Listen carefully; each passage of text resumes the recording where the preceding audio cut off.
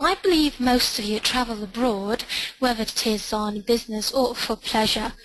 Has it ever happened to you abroad, or does it sometimes happen that when you have to run an errand, like open a bank account, inform your bank about a problem with a card, or simply buy a pair of shoes or trousers, somehow, even though you know English pretty well, you just can't think of the right words to use, or you can't form the right question, and as a result, you leave the shop with empty hands? Well, if the answer is yes, don't panic, relax, and keep your hair on. And please take an active, as I'm going to ask you a lot of questions, part in our webinar, which I hope will help you remember and learn some words, phrases, or even all sentences that present some dialogues to you, which might come in handy in such, well, sometimes stressful situations. Right, so let's get started. The first part of our webinar is devoted to banking and going to the bank, and it's going to be quite long actually. In the next one, we'll go to the post office, and then the hairdresser, and this part will also be quite long. And then we'll be talking about renting a flat, after that renting a car, and last but not least, buying clothes. So quite a pleasurable activity for most of us, I believe. Right, so when you are abroad, one of the things you might want to do is open a bank account. Now, what kind of account might you want to open?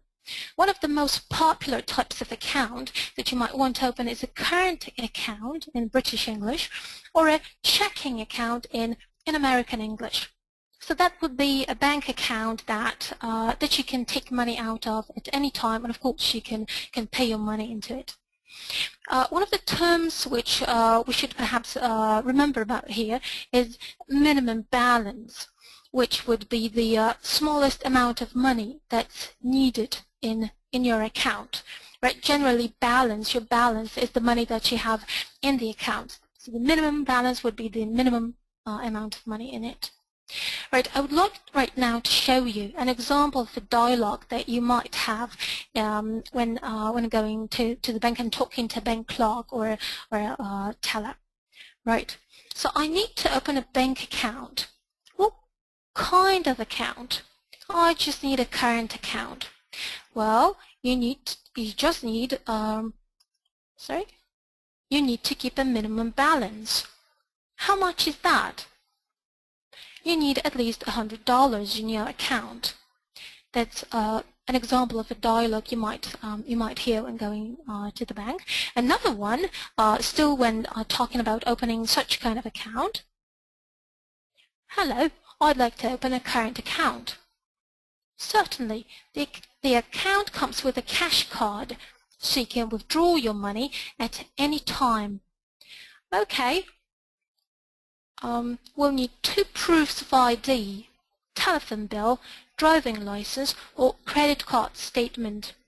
I'm pretty sure you know the term proof of IDs. As you can see, in this case, it does not have to be any ID card or a passport. It could be your telephone bill or credit card statement. Now, what is this one? Does anyone know the word statement? So a statement, something which you're sent regularly from your bank, and it shows a list of money paid or owed, right? And their total, of course. All right, 2 useful expressions you might want to remember when talking about having your money in an account, in a bank account, is in the black and in the red. One of them means that you have money in the account. The other one means you do not, that you actually owe money. You have to give the money back. Now, which one is which? What do you think? Let's see. So, in the black, meaning you have money in your account, so that's the situation we prefer. Now, when you're in the red, you do not have money in your account. You owe money, and you have to give it back. But let's say you are in the black, you have money in your account, and quite a lot of money, say, and you would like to put some money by, you'd like to save some money. In this case, you can open another type of bank account that's a deposit or a savings account. So that's the kind of account that pays interest on the money that you leave in it. Okay, and also one of the things that you want to know definitely when opening such an account is the interest rate. So that is the percentage amount paid to you by a bank when you keep money in an account there. So how much money do you earn by having your money in this type of account? All right. And again, let's have a look at an example of a dialogue that you might have, an example of a conversation that you might have in such a situation when opening this type of account. I'd like to open a deposit account. How much interest does it pay? And the bank clerk says, it pays 4% interest. And the client says, may I withdraw money from this account at any time? No, you have to give 14 days notice, which means you have to inform the bank 14 days in advance. All right, let's have, so say we have opened a bank account or bank accounts, and now what kind of transactions might we carry out when having these accounts? Well, you might want to transfer money, obviously, so that is move money from one account or institution to another. Another transaction is depositing money. So this is when you want to put money into your account. Okay. Another one is withdrawing money. So this is when you take money out of your bank account.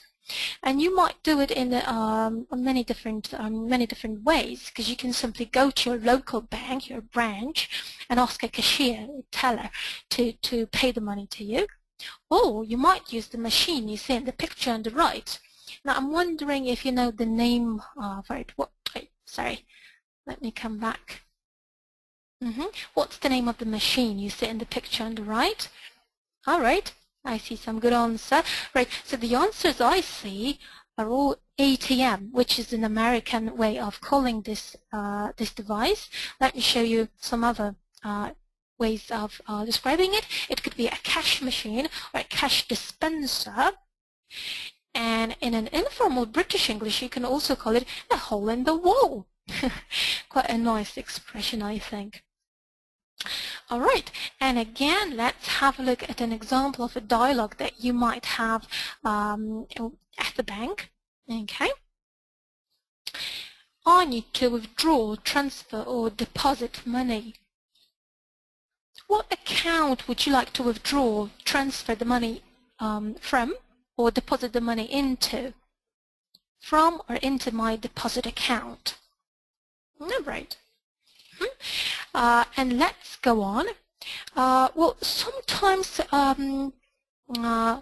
right, when you have opened this bank account, you're probably always issued a bank card. It could be a cash card or a debit card or a credit card. And sometimes when you want to use the card to pay for goods in a shop or somewhere else, you might encounter a problem with it. One of the problems might be that the card gets declined, which means it's not accepted. Why? Well, sometimes there's some technical problems. Sometimes maybe because you're in the red, remember, which means you do not have money in your account, so you cannot really pay for goods. Sometimes the card has expired, which means it's no longer valid, right? What you must do in this situation is simply contact your bank, and the bank will renew your card, will simply issue a new card, replace the card with a new one. And what happens when you have lost your card, or when, well, it might also happen it's been stolen. Well, in this situation, you should report this to your bank. You should inform your bank about it, and the bank will cancel the card, will make it invalid, and will replace the card. So you'll be given a new one. right? You'll be issued, the bank will issue a new card and you'll be given a new card. And again, let's have a look at an example of a conversation you might have when trying to pay by card. So the total for all these items comes to dollars. Take my Visa. There's something wrong with your card. It was declined. Do you have cash or another card I could try? No, I don't. So you won't be able to purchase these items today. So a situation we do not like for sure. But then we know what to do, right? We can contact the bank and try to explain what happened and ask the bank to explain why it happened. All right, let's go on then. Another banking service you might want to use would be to take out a loan. So what you do is, first of all, you apply for a loan. It could be a short-term loan or a long-term loan. A kind of a loan is an overdraft. I'm wondering if you know this one. Oh, sorry. Let me go back.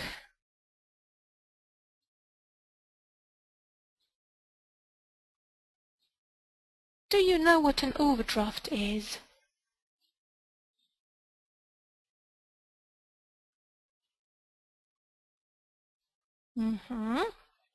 Maybe I'll help you a little here. Now I can't see any answers, not yet. So that will be the amount of money that you owe to a bank.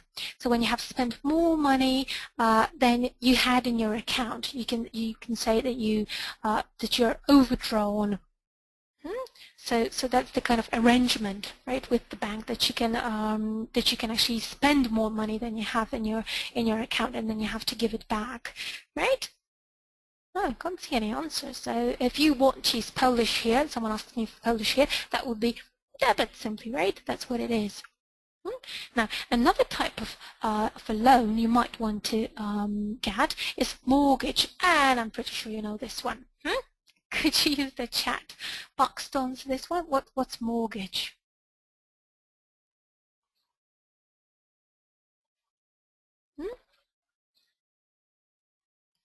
I see some answers coming. Right, okay, some of you know this word. So that would be a legal arrangement by which you borrow money from a bank to buy a house, a flat. Of course, you pay the money back over a period of some time, of many years usually, right? And in this case, what is important is, again, a term we already talked about, that is the interest rate. But in this case, it's the percentage amount charged by a bank when you borrow money, right? So this is something we do not like, and we want it to be as low as possible, obviously. Speaking of borrowing money, what is actually right, before we talk about borrowing money and another word, let's again have a look at an example of a dialogue that you might have when you want to take out a loan. So, how can I help you? We'd like to apply for a mortgage. Have you found a property you're interested in? That would be a house, right, or a flat that you're interested in. Yes, we have. How much would you like to borrow? Right, so then we say what amount we're thinking of. Right, so about the word borrow and lend, what is the difference? Do you know? Can you perhaps tell me what is the difference between the two? If you could use the chat box to say that. Oh, I see some good answer, right. Very good. So the answer is you borrow from someone. What about lend now?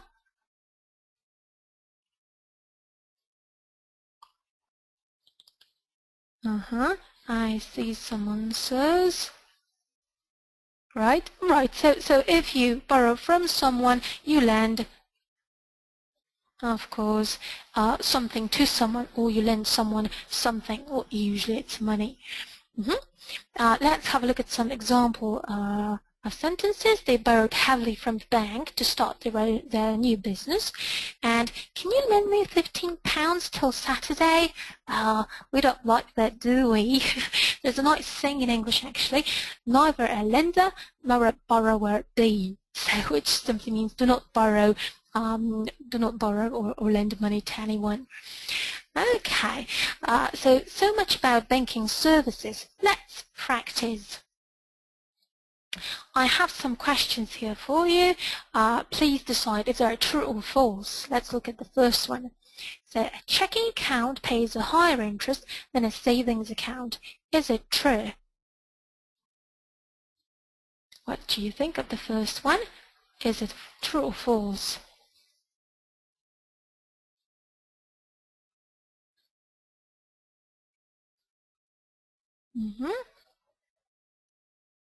What do you think?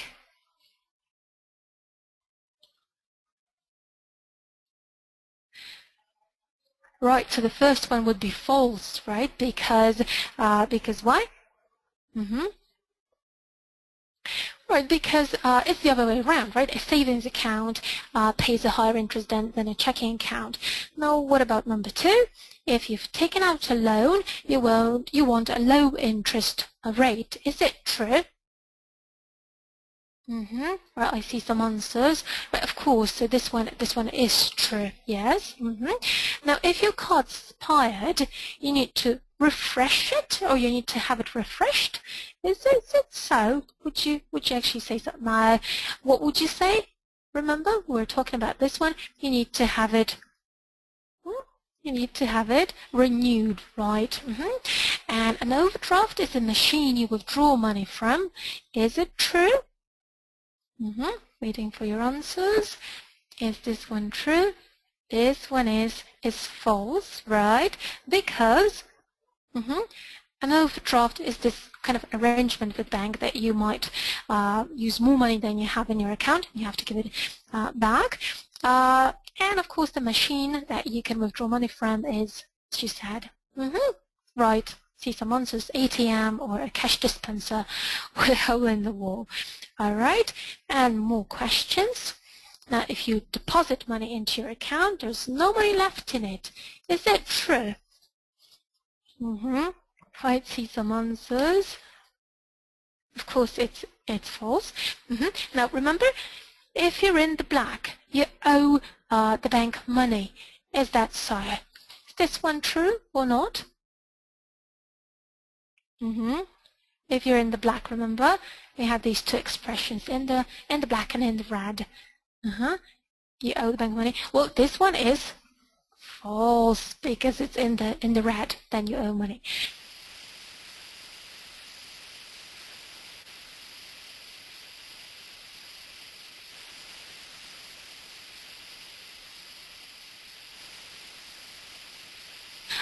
You lend money from a bank borrows you money. Is that so? Is that so?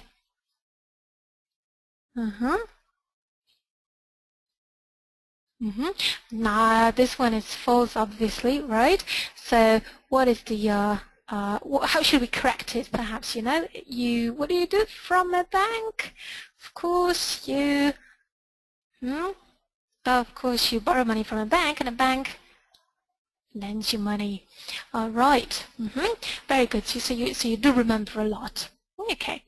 Now, so let's now finish this part referring to banking services, and let's go on to the next part devoted to going to the post office. Okay. Right.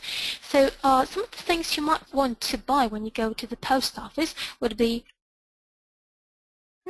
a stamp, an envelope, so that is the kind of thing that you put your letter into, or a postcard.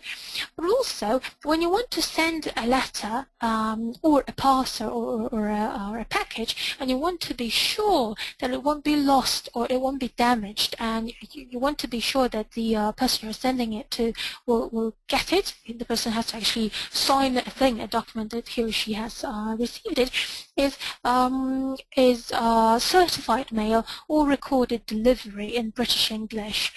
Okay, you might also want to send something express, so that could probably be very quickly, or priority, which is probably similar to what we have in Poland.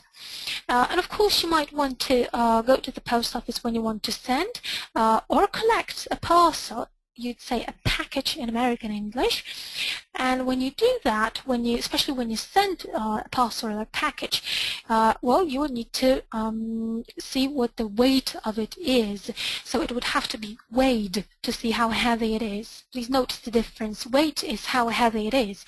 To weigh is the verb, so it's to check how heavy it is. And again, let me show you an example of a conversation you might have at the post office. I need to send or mail this package to New York, please. Okay, a postal clerk says, let's see how much it weighs. It's about 5 pounds. So if you send it express, it'll get there tomorrow, or you can send it priority, and it'll get there by Saturday. Saturday's fine. How much will that be? Your total comes to $. Okay, it weighs about 5 pounds. How much is a pound? Let me ask you again. How much is a pound? Do you know? Okay, can't see any answers yet. Oh, very good answer, Dariusz. Very good. So a pound would be more or less half a kilo. Oh, it's almost correct. So almost half a kilo. So if it weighs 5 pounds, how heavy it is in kilos? If you could calculate quickly, that would be more or less 2.5 kilo, right? 2.5 kilos. All right. Okay. So you have sent a parcel or a package, or you have sent something using certified mail. Another errand you need to run is, well, going to the hairdressers. So let's go on to the next part. Let's go into the hairdressers. So when you go to such a place, you might be asked a question, what can I do for you today? And you respond with, I'd like a new style, something a little different today. So it's like you don't really know what you want, but perhaps you want the hairdresser to help you decide. You might also want something we call a perm, and that's the thing you see in the picture, first picture on the right, and that will be the process of putting curls into straight hair by some chemical treatment. Or you might want a fringe, which would be bangs in American English, as you can see in the other picture. Okay? And one important thing which you should bear in mind when generally talking about the hair is that hair is always it. Hair is singular. So you would say, I'd like it shorter, not them, right? Would you like it blow-dried, meaning your hair, of course? Or you'd say, my hair is curly, never are, right? But it is curly. Something to remember. But let's go on. Say you're still at the hairdresser, still deciding about your new hairdo or hairstyle. So another conversation. What can I do for you today? I'd like some highlights. And this is what you see in the first picture. So the areas of your hair that have been made a lighter color than the rest, as you can see. So the woman's got, she's got some dark hair with some perhaps lighter highlights. I'd like it colored or dyed. Please notice the spelling of dyed. It's spelled with Y, not I. What color do you think would suit me? So what color do you think I'd look good in? And I'd like to get my roots done. And I'm wondering if you know this one. Roots, what are they? Does anybody know? I do not have a picture here, but roots are the part of your hair that fixes it to your head. Do we have any answers here? Right, some answers are actually correct. So the part of hair that fixes it to your head, so at the very top of your head. So when you've dyed your hair, or when you've colored it, after some time, well, you see that they come back to the natural color, and we usually don't like that, right? We want to have it dyed again. Okay, let's go on. Right, so what can I do for you today? I'd like a haircut, or just a trim, please. I don't like it cut too much, perhaps. Just a trim to give it a bit of shape, but don't take too much off. And a hairdresser might ask you, do you have a parting? And that will be the thing in the picture. So the line on your head made by dividing your hair with a comb. Right, so some of us wear our hair in this way. And something perhaps more for men now, you might want to go to the barber. Okay, so it's like a hairdresser for men, only for men. And you might be asked, so how short would you like it? Meaning your hair, of course. You could say, quite short. I'd like it shaven to a length of 6 millimeters, or completely shaven. Right? Could you trim my moustache? And again, that's the thing, the hair under the nose, if you see the picture. Or could you just trim my beard, please? That's the hair growing on your chin. All right, so much vocabulary about going to the hairdresser and using postal services. Let's revise. If you could tell me now, using the chat again, what is the first word? A parcel, to see how heavy it is. What should we put in there?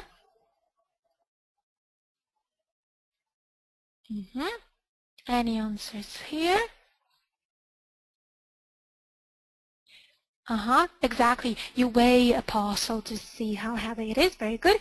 Now, if you send a letter by the person who receives it must sign their name to show they've received it.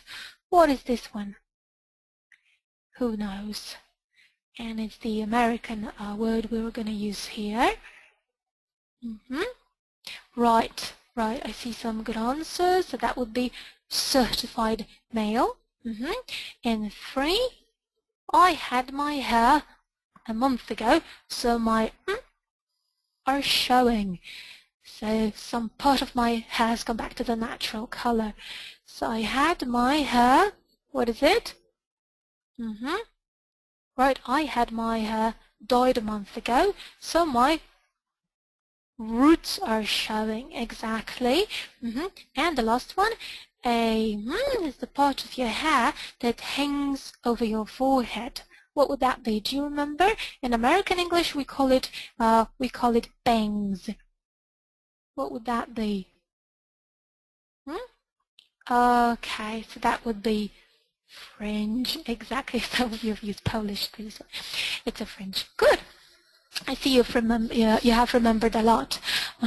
Okay, so let's go on now to the next part, that is looking for a flat.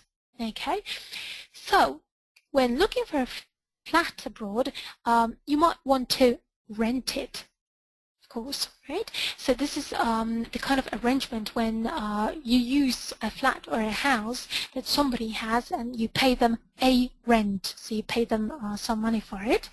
You have some examples of ads on the right, actually. So when you look for a flat abroad, you might want to check a magazine, a newspaper for such ads. All right. Now, what about the person who actually lets you use their flat? What do? They would let the flat to you, right? So you want to rent it and they would let it. The person doing it would be called a landlord or a landlady, if it's a woman, and you'd be called a tenant. So that's the person renting a flat or apartment or a house. And well, of course, when you are looking for a flat, what you want to find out is, or kind of the kind of question you would like to ask. What you would say, going to, for example, a real estate agency, would be, I'm interested, or I'm calling about the flat. Which floor is it on? Is it ground floor, first floor, second floor? How many rooms does it have? So basically, how big is it? Does it have carpeting, blinds, or windows, or a balcony? Does it have appliances? So that will be all the devices, especially in the kitchen, right? Like dishwasher, for example. And is it close to, for example, a major bus route or shopping center, or is it within walking distance, maybe to an underground station or again shopping centers? Can I basically, will I be able to walk to it to get there, right? Is it close enough? And more questions. Is it centrally heated? So will I be warm in this place? Is it air conditioned? Or perhaps not a standard yet in our country, but might be in other much warmer countries. Does it have a parking space? So will I have to worry about where to leave my car? How long is the lease? So the kind of arrangement, right? Basically, for how long will I be able to use the flat? Do I have to pay a damage deposit? So the kind of money that sometimes I have to pay before renting the flat, which is given back to me at the end of this arrangement, this lease, if nothing has been damaged, broken. Well, obviously, how much is the rent? Can I afford it? Right? Do I actually have enough money to rent the flat? All right. So some of the questions you will be asking about the flat, and when looking for a flat, perhaps you would like to travel around the city and have a look at different flats to compare them, and you might want to rent a car to do so. So what happens, what questions will you ask when going to such a place, to a car rental? One of the questions you will probably ask is, do you have any cars available? So any cars that I can actually rent? Or you might want to say, I want to rent a car for, and you say how long? How much is the insurance? Might want to buy insurance against an accident. And how much do you charge if I'm an hour late? Will you charge me if I'm late? Well, probably they will. Now, some questions you will probably be asked in when you're in such a place will be, what type of car would you like? Perhaps a mid-size car? Now, who's going to be the driver? You? Maybe how many people are going to drive? Perhaps there will be more drivers than just one. How long will you be renting the car? Right? And also you'll probably be asked to show your driving license just to make sure everything is fine. Okay, and what else can you hear in such a place? The gas tank is full, petrol tank is full. You should fill it up before you return the car. So to fill it up, of course, to complete the petrol that you've used. You will need to return it by, and here's the date, the time probably. And we charge an additional dollars for every hour, a few hours that you're late, unfortunately. So you shouldn't be late, basically. And you can pick up your car downstairs, so you can collect your car from probably a car park downstairs. All right, so much about looking for a flat and renting a car. And let's practice again. So, please answer these questions using the chat again. So if you go on foot to an underground station from your flat, you say it is, who knows? You say it is, right, you can walk there, so it's within walking distance. Very good. Now, if you allow someone to use your flat in return for money every month, what do you do? I see some correct answers. Of course, you let it. And if you rent a car and the tank is full, what should you do before you return it? Do you remember? We just talked about it, so it shouldn't be a problem. You should fill it up. That would be the good answer. You should fill it up. All right. So I'm really happy that you've been listening carefully and you know all the answers. Let's now go on to the last part of our webinar, that is devoted to buying clothes, something we usually like a lot. Well, some of us don't perhaps, but I suppose majority of us like it a lot. So something, well, perhaps obvious, perhaps not so obvious for most of us. If you buy clothes, you obviously want to know what size you want or what size something is. Could be an S standing for small, medium, L standing for large, or XL standing for extra large, obviously. Well, sometimes when you buy something and it is too long, you might want to have it shortened. And sometimes shops offer such services of shortening clothes for you. And if it's too large, it's too big for you, you might want to have it taken in, which means to make it smaller, right? And of course, when you buy clothes, you want to try them on. Try them on in the shop. You would do it obviously in a changing room or a fitting room. And again, let me show you an example of a conversation or a dialogue you might have in a shop. So, may I help you? Yes, I'm looking for a pair of black trousers. And what size are you? I'm not sure. Can you measure me? So, see how big I am. So the shop assistant measures the customer. You're a 34-inch waist. Aha. So an inch being 2.54 centimeters. So how big is the waist if we calculate now, right? In centimeters, 34-inch. So how much would that be in centimeters? Who knows? Please use the chat to tell me. Right, so it's a little bit over 86 centimeters, right? Right, some of you are really good at maths, I see. Okay, yeah, exactly. Thank you, Sylvia. All right, so let's go on. Let's go on. And how about these? Shop assistant asks you. What material are they? You ask. Wool. Do you have anything in cotton? Yes, these. Now, again, what is wool? Would you use chat to tell me? What is wool? What material is it? We get it from a very nice animal. Who knows? Right, of course, it's the type of material that we make from the hair of a sheep, right? Yes.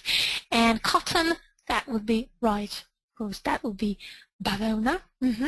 Okay, right, so do you have anything in cotton? Yes, these. Let's go on. Can I try them on? So see if they fit.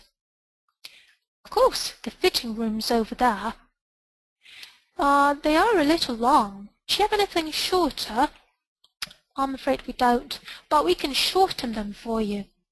Okay, I'll take them then. Right, so a successful transaction, right? The customer has decided to buy the clothes. Right, so when trying on clothes, you might often hear, well, either from the shop assistant or perhaps your friend, the following verbs. Match, fit, or suit. Do you know the difference? How do these words differ? How do we use them? Again, if you could use the chat to tell me the difference. What if something matches you or matches perhaps the color of another item of clothing? What does it mean? Right, see some answers coming. Right, if something, for example, matches the color or the some pattern matches another pattern, yes, exactly, they look good together, right? They look good together. What about fit? If something fits you, it means, does anybody know? Right, it means it's the right size, right, for you? What if you say that something suits you? If something suits you, it means, right, that you just, right, I see some answers coming, right, it would mean that you simply, you look good in it, right? You look attractive in it, we could say. Okay, and let's have a look at some example of sentences now. The tie matches the color of your shirt. So basically, they look the colors look good together. The jacket fits me pretty well, right? It's good, so it's a good size. And the red coat really suits you, so you really look good and attractive in it. Okay, so some quite useful vocabulary, right, to talk about clothes. All right, let's practice. If you could have a look at these sentences and the words in italics, could you unscramble the letters? So in the first one, and is 2.54 centimeters. What do the letters represent? What word do we need to use here?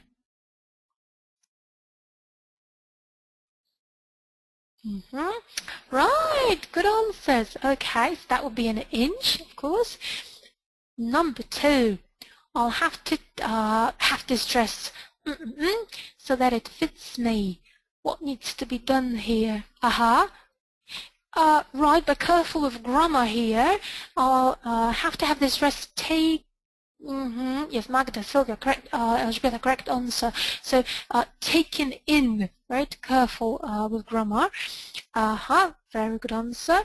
Right, sorry, didn't want to show you this one yet. Material made from the hair that sheep have in their body is. Right, I've seen the word already, so I'm going to show it to you. Of course, wool. And you can try clothes on in a special room that is. I think that one's easy. Right, this one is. A fitting room or a changing room, right? Okay, and more questions. What would you say in such a situation? So you think your colleague looks really good in white. What would you say? How would you comment? Perhaps you'd pay a compliment here. What would you say?